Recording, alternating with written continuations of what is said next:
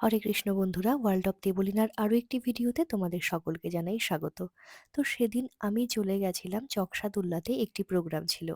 আর সেখানে আমাকে ইনভাইট জানিয়েছিল আমার ছোট্টবেলার বন্ধু বিজয়। বিজয়ের ডাকেই আমি সেখানে গেছিলাম। হ্যাঁ, আগের বছরও আমি গেছিলাম সেখানে। তো আগের বছর যেহেতু আমার ট্রেন ছিল মায়াপুর যাওয়ার, তো সেই জন্য আমি অর্ধেকেরও কম প্রোগ্রাম করে চলে গেছিলাম। আর সেই জন্য এই বছর অন্য কোথাও যাওয়ার আর কোনো প্ল্যান ছিল না। আমি এখানে একদম শেষ অবধিই ছিলাম। তো দেখো, খুব সুন্দরভাবে অনুষ্ঠান শুরু হয়েছিল। নৃসিংহদেবের একটা সুন্দর নৃত্যনাট্য হয়েছিল, যেটা আমার ভীষণ ভালো লেগেছিল। আর দেখো, তারপর আমাকে সংবর্ধনা দিচ্ছে, কি আমি ভাল মঞ্চে লাগছিল। দেবলীনা, যিনি আজকের আমাদের সঞ্চালিকা অর্থাৎ অ্যাঙ্কার, একটা কথা বললেই না যে একটা অ্যাঙ্কারের ভূমিকা বিশাল থাকে। একটা স্টেজে 3 ঘন্টা 4 ঘন্টা প্রোগ্রাম হয়, কিন্তু একটা অ্যাঙ্কার 5 মিনিটের জন্য থাকে না, তাকে 3 ঘন্টা থেকে 4 ঘন্টা কভার করতে হয়। তো আপনারা যারা যারা বুঝছেন একটা অনুষ্ঠানে একটা সঞ্চালকের যে ভূমিকা থাকে, তার ভূমিকা কতটা কঠিন হয়।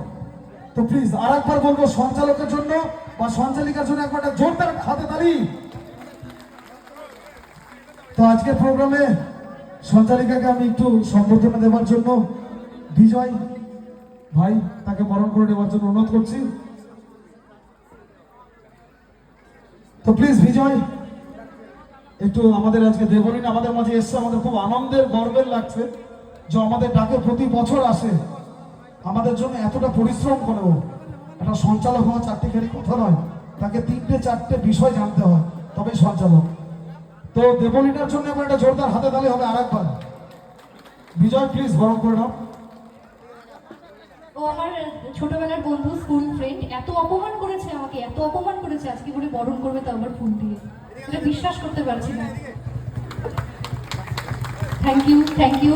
পৃথিবীর যে প্রান্তেই থাকি না কেন, আপনাদের ভালোবাসায়, আপনাদের আশীর্বাদে, আপনাদের ডাকে আমি ঠিক আসবো।